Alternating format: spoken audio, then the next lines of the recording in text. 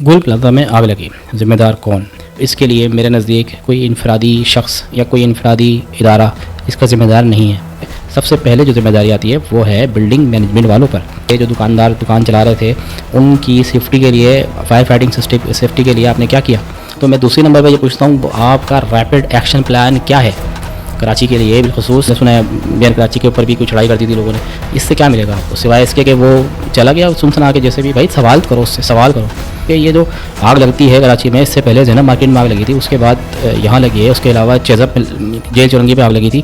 ये बड़ी बड़ी जो मशहूर आग लगी हैं अभी पिछले 2-3 सालों में।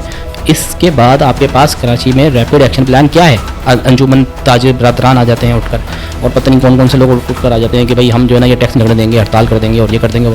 अभी तो सवाल ये पैदा होता है, उनको कौन पकड़ के लेकर आएगा कि बताओ भाई ये जो हादसा हुआ है इसको कौन देखेगा? कि कोई पाकिस्तान में ताजिर बंद करने बैठे हैं अपनी दुकानें किसी हुकूमती एक्शन पर, तो तमाम के तमाम ताजिर एक हो जाएंगे कि ठीक है जी दुकानें बंद करो, हम पर टैक्स ना लगे। तो लेकिन जो मेन किरदार हैं उनको जो है ना कुछ नहीं कहो, उनको चुप रहकर बैठो, क्योंकि वो एक्टिंग अच्छी कर रहे हैं रोने धोने की ना, इसलिए उन्हें कुछ नहीं करना। इसी तरह से अगर हम आगे चलें तो नंबर 4 पे खामोश कातिल जिसे बोलना चाहिए वो आवाम अपने आप है। जब तुम लोग कोई दुकान खोल रहे हो तो तुम लोगों का तो ये पहला असूल बनना चाहिए कि यार अगर इस दुकान, पहले सोचना चाहिए ना कि अगर इस दुकान में जो हमारी दुकान है इस पर लाखों रुपए का माल रखा हुआ है, अगर यहाँ आग लग जाएगी तो हम क्या इंतजाम करेंगे? कि जब आप एक 2-3 हज़ार रुपये का या चलो 10-20 हज़ार रुपये का एक फायर फाइटिंग सिस्टम नहीं लगा सकते। गोल प्लाजा में आग लगी, ज़िम्मेदार कौन? सवाल ये पैदा होता है कि इस बिल्डिंग में आग लगने के बाद अब किस पे ये ज़िम्मेदारी डाली जाए कि यार ये आग क्यों लगी? इसके लिए मेरे नज़दीक कोई इनफरादी शख्स या कोई इनफरादी इदारा इसका ज़िम्मेदार नहीं है। अगर मैं इसकी ज़िम्मेदारी डालूँ तो दर्जा बदर्जा कुछ लोगों पर आती है। मिसाल के तौर पे सबसे पहले जो ज़िम्मेदारी आती है वो है बिल्डिंग मैनेजमेंट वालों पर, जो ये गुल प्लाजा की बिल्डिंग चला रहे थे, जिन्होंने इस बिल्डिंग के दुकानदारों से पैसे वसूल किए थे और जो महाना वसूल किया करते थे, कहते हैं 5,500 रुपये वसूल किया करते थे। तो सबसे पहला सवाल तो उनसे करना पड़ेगा ना भाई, कि वहाँ पे जो भी बिल्डिंग में लोग रह रहे थे, जो दुकानदार दुकान चला रहे थे, उनकी सेफ्टी के लिए, फायर फाइटिंग सेफ्टी के लिए आपने क्या किया? अगर आपने कुछ किया है तो बताएं। यानी कोई फायर फाइटिंग का अलार्म सिस्टम लगाया हुआ है, फायर एग्जिट सिस्टम लगाया हुआ है, या कोई फायर आग बुझाने वाले आलात मौजूद हैं या नहीं थे? तो ये सारे सवाल तो सबसे पहले बिल्डिंग कंट्रोल वाले से पूछने पड़ेंगे ना, या तो फिर सीधा सीधा आप हुकूमत को बुरा वाला कहते रहें। हुकूमत को भी कह सकते हैं, लेकिन पहले नंबर पे तो इन लोगों से पूछो जो बिल्डिंग मैनेजमेंट चला रहे थे, जो दुकानदारों से पैसा ले रहे थे, जो दुकानदारों से जो भी मामला थे वो तय करते थे कि भाई मतलब 200 दुकानें थी तो 300 दुकानें वहाँ पे बिल्डिंग में बनी हुई थी। क्यों? किसने इनकी इजाज़त दी थी? यकीनन किसी ने वो दुकानों का जो है प्लान पास किया होगा, दुकानों का नक्शा दिया होगा, वो सब बनी होंगी, उसके बाद जाके वो दुकानें बनी होंगी। 200 अगर मतलब बिल्डिंग में मौजूद गुंजाइश थी दुकानों की, तो वहाँ सुना 300 थी या 400 दुकानें बनी हुई थी। भाई तो सवाल तो पहले ये पैदा होता है कि ये बिल्डिंग जो मैनेजमेंट थी ये कौन था? कोई तो सवाल करे ना यार। आप ठीक है, आपको दुख हुआ, आपको गम हुआ लोगों का, हम भी आपके साथ हैं, लेकिन चलिए अब आप सवाल का जवाब दीजिए। आपने इस बिल्डिंग से महाना कितने पैसा वसूल किया, और जब वसूल किया तो उसमें बिल्डिंग के हवाले से क्या मेंटेनेंस की थी आपने रखी हुई थी, और जो भी फायर फाइटिंग के इंतजाम थे वो क्या थे? कोई सवाल तो करे उस बंदे से। या तो आप उसको छोड़ के आप हुकूमत को बुरा वाला कहते रहें, क्या फ़ायदा इन चीज़ों का? जो असल जिम्मेदारान हैं उनसे पूछो ही नहीं पहले तो नंबर पर जो आते हैं कि भाई आपने ये सब पैसा लेकर क्या किया उसका। अब जब दूसरी बात आती है तो मैं दूसरी नंबर पे ये पूछता हूँ गवर्नमेंट से कि भाई जब शहर के अंदर हादसा हो जाता है, कोई खुदा ना खास्ता आग लग जाती है या और भी कोई बिल्डिंग गिर जाती है, कोई भी हादसा होता है, तो आपका रैपिड एक्शन प्लान क्या है कराची के लिए? बिलखुसूस आवाम को चाहिए वो मेयर कराची से, सिंध गवर्नमेंट से ये सवाल करें कि कराची के अंदर अगर कोई हादसा हो जाएगा तो रैपिड एक्शन प्लान आपका क्या है? कि कितनी देर में कोई गाड़ी पहुंचेगी, कितनी देर में एम्बुलेंस पहुंचेगी, कितनी देर में स्नार्कल्स पहुंचेंगे, कितनी देर में जो है वो जो मशीनरी, हैवी मशीनरी होती है वो पहुंचेगी वहाँ पे? कोई रैपिड एक्शन प्लान है कराची का? साथी नहीं है तो भाई क्यों नहीं है? अगर है तो वो क्यों इम्प्लीमेंट नहीं हो सका गुल प्लाजा पे? ये दूसरा अहम सवाल है जो गवर्नमेंट से आवाम को पूछना चाहिए, बजाय इसके कि लड़ाई झगड़ा करें कि नहीं तुमने किया है। मैंने सुना है बिहार कराची के ऊपर भी कुछ चढ़ाई कर दी थी लोगों ने।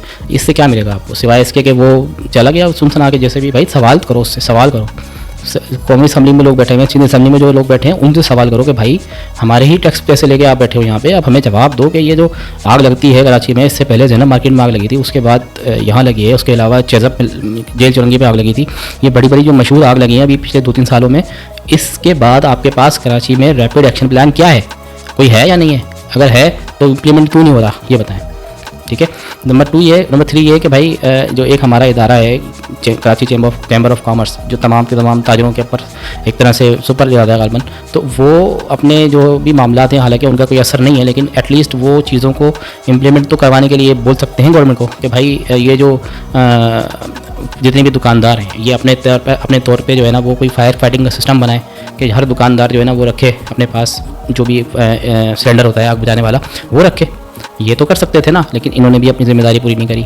ये भी ज़िम्मेदार हैं, क्योंकि अब जब कभी कोई हुकूमत आती है ना, FIA बोलती है भाई हम दुकानदारों पर टैक्स लगाएंगे, तो सबसे पहले यही लोग आ जाते हैं, अंजुमन ताजिर बरदरान आ जाते हैं उठकर, और पता नहीं कौन कौन से लोग उठकर आ जाते हैं कि भाई हम जो है ना ये टैक्स लगने देंगे, हड़ताल कर देंगे और ये कर देंगे।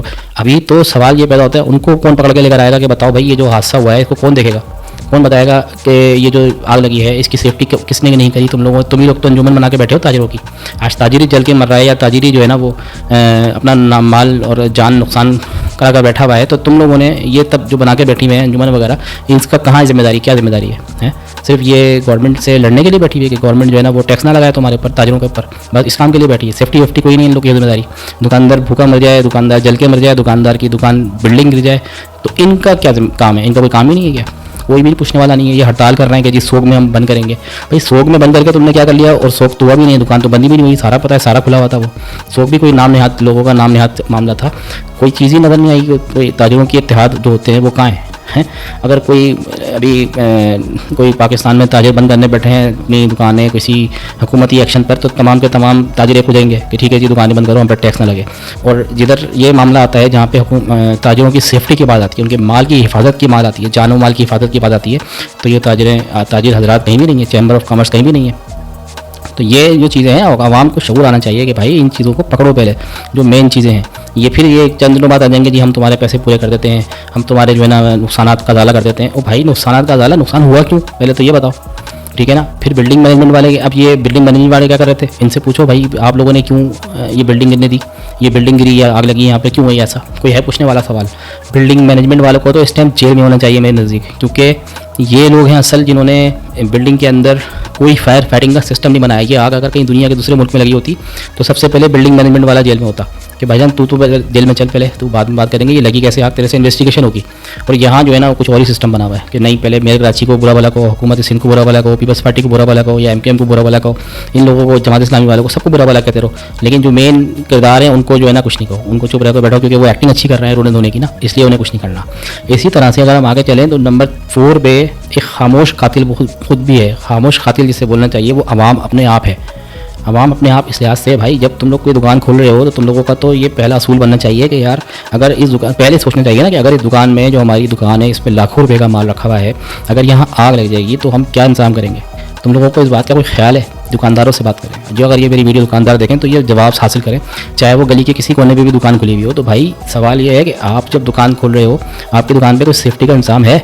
आग से कोई नहीं है, तो नहीं है तो फिर ये हादसा तो होंगे आप लोग के ऊपर, सीधी बात है। फिर बर्दाश्त करो, माल का नुकसान जितना भी होता है। तुम्हें तो पैसे क्यों मिले फिर किसी बात के? कोई गवर्नमेंट तुम्हें पैसे क्यों दे? ये सवाल ये पैदा होता है ऊपर से फिर कि जब आप एक 2-3 हज़ार रुपये का या चलो 10-20 हज़ार रुपये का एक फायर फाइटिंग सिस्टम नहीं लगा सकते कि यार आग बुझे तो वो सिलेंडर से एकदम से आग बुझा देते हैं उससे, वो जब सिस्टम नहीं लगा सकते अपनी एक दुकान पे छोटी सी जिस पे लाखों रुपये का कारोबार हो रहा है गुल प्लाजा जैसी दुकानों पे, उसके अलावा भी वहाँ पे जोड़िया बाज़ार भी है और भी मार्केट हैं बड़ी बड़ी, वहाँ पे ये दुकानें बड़े बड़े महंगे महंगे कपड़े बेच रहे हैं, वहाँ पे कपड़ों के कारोबार भी हैं और दूसरे प्लास्टिक के इसके उसके हर तरह के कारोबार हैं। तो वो लोग, ये लाखों रुपये का कारोबार करने वाले लोग, ये जस्ट एक छोटा सा सिलेंडर लेके अपनी दुकानों में क्यों नहीं रखते? सवाल तो उनसे भी होना चाहिए, आवाम से। हर दुकानदार को चाहिए कि भाई वो अपनी दुकान में बड़ा सा एक सिलेंडर ला के रखे कि अगर आग लगे तो वो फ़ौरन बुझाए। और ये जो दूसरी दुकानदार हैं बाकी वो भी उसकी मदद करने आग बुझाने आ जाए फ़ौरन, ताकि नुकसान कम से कम हो सके। लेकिन नहीं, ये भी नहीं। और फिर कह रहे हैं कि शॉर्ट सर्किट से जो है ना वो हुआ है, जो भी आग हुई चली है। तो शॉर्ट सर्किट का मतलब ये है कि वो उस बिल्डिंग में जो है इलेक्ट्रिक लोड ज़्यादा हो गया था, ओवरलोड हो गई थी, जब भी तो शॉर्ट सर्किट हुआ है। किसी ने कोई ओवरलोड सिस्टम चला दिया होगा, कोई ओवरलोड का मामला चल रहे होंगे वहाँ पे, काफ़ी अर्से से चल रहे होंगे, कोई हैवी चीज़ चला रहा होगा अपने हिसाब से, उधर से एकदम से स्पार्क हुआ और आग लग गई। और आग लगी तो वो खुद भागा पहले, तो उसके बाद दूसरे भागे और आग लग के फैल गई। तो ये शॉर्ट सर्किट ये वजह बनती है कि आपने ओवरलोड होने दिया। बिजली मैनेजमेंट वालों से सवाल होना चाहिए कि ये ओवरलोड ऐसा कैसा हुआ कि शॉर्ट सर्किट हो गया? शॉर्ट सर्किट होना ही नहीं चाहिए था, क्योंकि वो तो दुकानें हैं वहाँ पे, एक पंखा लगा हुआ है और एक एनर्जी सेवर चल रहा है, इससे ज़्यादा क्या है वहाँ पे? अगर लोगों ने ओवरलोड किया हुआ था तो बिल्डिंग मैनेजमेंट वाले क्या देख रहे थे? उन लोगों को करने दे रहे थे। तो ये उनसे भी सवाल होना चाहिए। तो बहुत सारे अवामिल हैं, जब मिलकर इन सब का पूरा एक एनालाइज करेंगे तो आपको पता लगेगा कि ये एक बंदे पे या एक हुकूमत पे या एक पार्टी पर डाल के हम नहीं आगे बढ़ सकते इस हादसे के, चलो कोई बात नहीं जी हो गया ख़त्म। ये तो बहुत सारे मामला हैं, उन सब पर रोशनी डालने के बाद, उनके मामला को समझने के बाद हमें आगे बढ़ना चाहिए कि ठीक है आइंदा ऐसे मामला ना हो, ताकि ये होता ना, या फिर हम इंतजार करेंगे अगली दफ़ा दोबारा कहीं और आग लगेगी। अगर दोबारा आग लगने का इंतजार करना है आपको तो ठीक है करते रहे, यही आगों का, इन्हीं आगों का इंतजार करते रहे आप, क्योंकि आप लोगों ने वो चीज़ें नहीं एड्रेस करनी जो मेन एड्रेस होनी चाहिए थी। जो 4-5 चीज़ें हैं, यानी कि आवाम खुद अपनी सेफ्टी क्या कर रही है, जिस बिल्डिंग में दुकानें खुली हैं वो बिल्डिंग मैनेजमेंट क्या कर रही है, जहाँ पे अगर खुदा न खास्ता आग लग जाए तो वहाँ पे जो शहर है हमारा कराची, वहाँ पे हुकूमत का रैपिड एक्शन प्लान क्या है। कोई भी मतलब हुकूमत जारी बात है वो अपनी भी तो कोई जिम्मेदारी महसूस करे ना, या तो छोड़ दे सारी चीज़ें। तो हुकूमत का रैपिड एक्शन प्लान क्या है कि अगर कहीं हादसा हो जाए तो क्या कितनी देर में वहाँ पहुँचेगी, कहाँ से मतलब आग हो जाए, कोई आग हो या कोई खुदा न खास्ता बिल्डिंग गिर जाए, कुछ भी हो जाए, कितनी देर में उसका एक्शन प्लान है। कोई पूछने वाला है सिंध असम्बली में कि भाई पूछो जाके कि यार ये कोई बताए हमें कि कितनी देर में आप पहुँचेंगे आप किसी भी मामले के हाथ में, और अगर उस टाइम तक नहीं पहुँचे तो कौन जिम्मेदार है फिर। तो ये कोई सवाल ही नहीं उठा रहा है। तो ये वो चीज़ें मेरे नज़दीक बुनियादी जिस पे आवाम को चाहिए कि ये इन चीज़ों पे गौर व खोज करे और इन्हीं चीज़ों को एड्रेस मतलब एक तरह से टाइमलाइन मान के, इन्हीं चीज़ों को अपनी एक्शन प्लान मान के आगे चले, ताकि आने वाले वक्त में इस तरह के हादसा से बचा जा सके। जो लोग चले गए वो तो चले गए बेचारे, उनकी अल्लाह ताला मग़फ़िरत फरमाए, और जिन्होंने जो उनके बेचारे वर्सा हैं उनको अल्लाह ताला जो है सब्र जमील अता फरमाए। बेचारों के साथ बहुत बुरा हुआ है, बेशक एक नागहानी मौत है और बस क्या कह सकते हैं इसके ऊपर तो सिवाय अफसोस के। और लेकिन हम ये चाहेंगे कि आने वाले वक्त में मज़ीद इस तरह के हादसा ना हो, मज़ीद कीमती जाने ना जाएँ, और उसके लिए यही ज़रूरी है कि सब मिलके, अवाम मिलके सब सोचें कि ये हादसा से कैसे बचा जा सकता है और आने वाले वक्त में कैसे बेहतर तरीके से अपनी कारोबारी जो भी सरगर्मियाँ हैं वो चलाई जा सकती हैं महफूज तरीके से।